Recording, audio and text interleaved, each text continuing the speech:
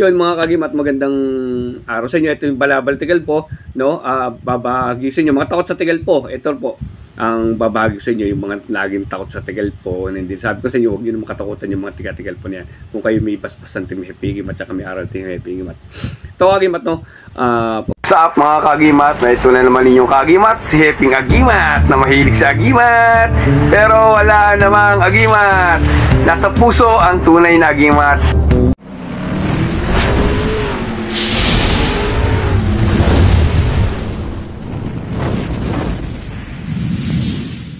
Yun mga kagimat, magandang araw sa inyo. Ito yung Balabal Tigal po, no? Babahagi sa inyo mga takot sa Tigal po. Ito po ang babahagi sa inyo yung mga laging takot sa Tigal po. And hindi sabi ko sa inyo, huwag niyo makatakutan yung mga tiga-tigal po niyan. Kung kayo may paspasan tim Hepigimat at may aral tim Hepigimat. Ito kagimat, no? Pag-usapan natin, no?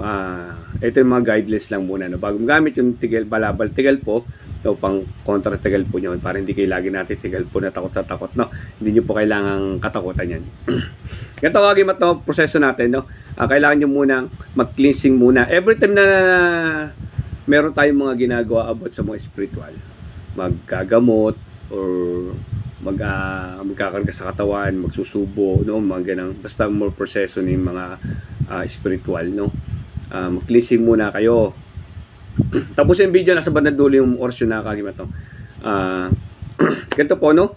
Mag-ano muna kayo, mag-cleansing muna kayo. Maglagay kayo ng tubig sa asin sa tubig na balde, no? Lagyan konting asin, haluin nyo muna. Tapos magkuskus kayo na asin sa kamay at paa. Tapos magdasal muna Ama namin sa sumasampalataya.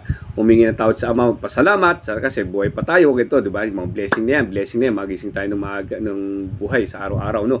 Blessing na po sa atin yan. At patawarin yung mga nagkakasala po sa atin, no? Linisin natin sarili natin. Pag napatawad nyo natin, madaling lumukob yung Holy Spirit sa atin.